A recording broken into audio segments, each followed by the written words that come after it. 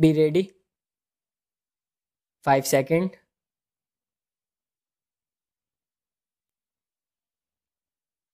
Start. I am glad to participate in the National Science Day celebrations. Our nation has a long and glorious tradition of scientific inquiry. From ancient times to the medieval era and then the modern period, this land has been home to exceptional minds who have pushed the frontiers of human knowledge.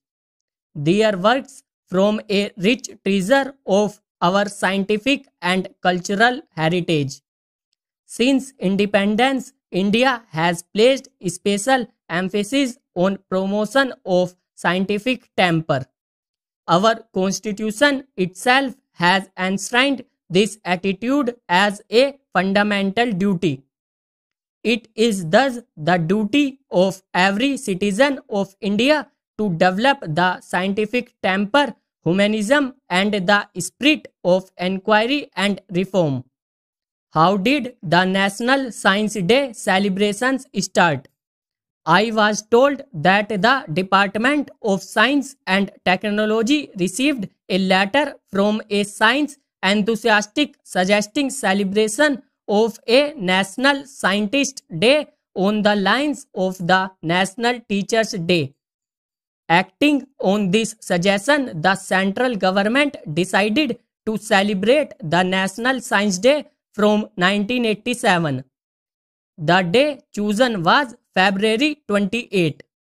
That too has a special importance. It was on this day in 1928 that Sir Chandrasekhar Venkata Raman announced his path-breaking discovery of the phenomenon of the scattering of light known as the Raman effect. He was honored with the Nobel Prize for Physics in 1930, making him the first Asian to win the honor for any science. The Raman effect led to the growth of a new discipline, Raman spectroscopy, which has now become a powerful tool for a wide range of scientific investigations and industrial applications.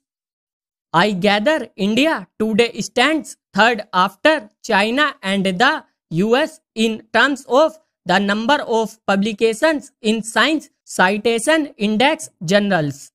Ladies and gentlemen, the basic purpose of the National Science Day is to spread the message of the importance of science.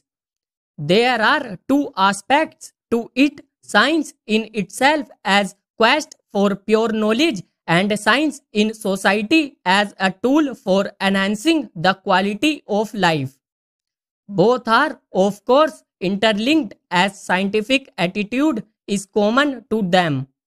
It is through science and technology that we can effectively address challenges of the environment, healthcare, energy, equitable economic growth, food and water security, and communication, to name a few. Challenges before us today are multifold and complex. The increasing mismatch between demand and supply of various resources is likely to lead to conflicts in future. We all will have to rely on science and technology in our search for sustainable solutions to these challenges. Ladies and gentlemen, I am particularly delighted to note that the Department of Science and Technology has chosen Women in Science as the theme for this year's National Science Day. In my view, women empowerment is essential for development of the country. I try to attend functions which are organized to empower the women. I am sure that this function would sufficiently disabuse people of the notion that women cannot excel in the field of science and mathematics.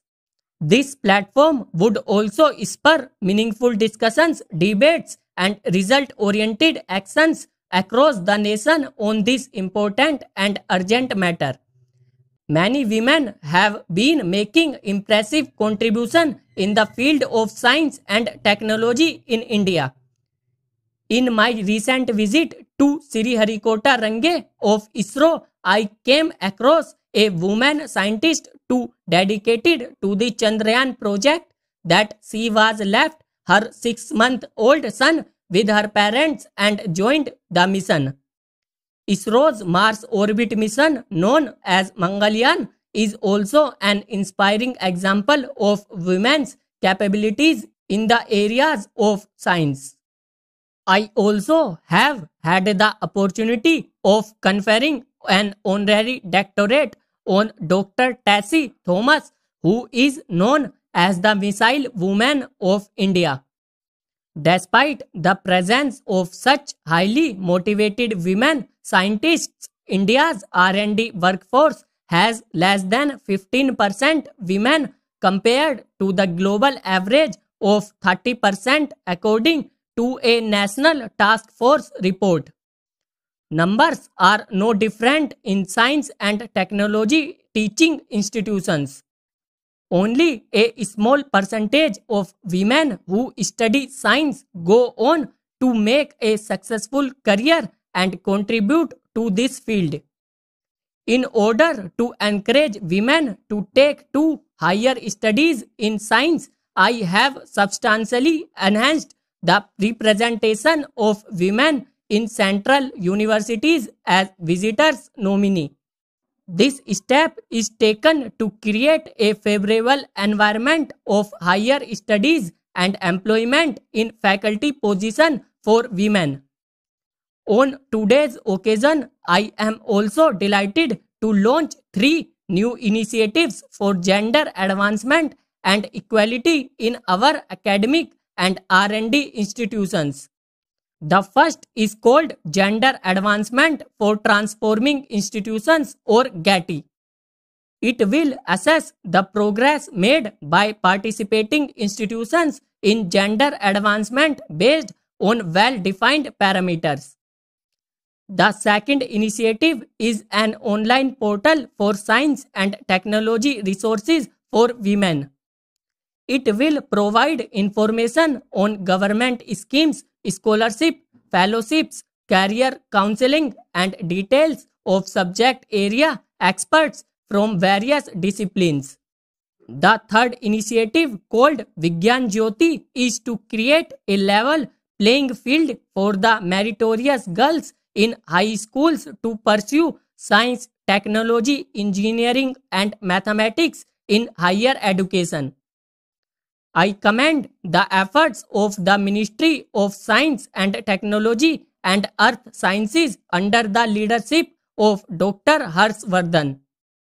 I also appreciate the endeavors of the Ministry of Women and Child Development led by Srimati Smriti Irani, especially in the area of women empowerment. I also congratulate those who have received the national awards today for science and technology communication and popularization and for excellence in application of technology for social benefits as well as augmenting writing skills for articulating research. Ladies and gentlemen, on the National Science Day, let us resolve to enhance quality and relevance of our scientific enterprise. Our science must work for our people by contributing to their development and well-being. One of the ways to do so is to increase the direct interface of science with society. We should aim to reach all the stakeholders of science and indeed society at large with all the tools, knowledge, manpower, and infrastructure in our universities and laboratories. I am happy to learn that the DST has been working on this path. On the lines of corporate social responsibility, the department is developing the concept of scientific social responsibility and turning it into a policy. It will involve voluntary activities like sharing scientific infrastructure monitoring college faculty, fostering research culture, and organizing young students' visit to TOPS laboratories. Public lectures and dissemination of popular science through various media can greatly enhance such public outreach. Let us remember that the fruits of scientific research will make the best impact only when they reach our less privileged institutions, our youth, our women, and our socio-economically weaker segments. On this day, let us resolve to make science an instrument of inclusive progress that respects and indeed harnesses the power of diversity of 1.3 billion people. You and the young students and scholars in the audience will do well to remember the advice C.V. Raman offered to young graduates in 1969. We need a spirit of victory, a spirit that will carry us to our rightful place under the sun, a spirit which can recognize that we, as inheritors of a proud civilization, are entitled to our rightful place on this planet. If that indomitable spirit were to arise, nothing can hold us from achieving our rightful destiny.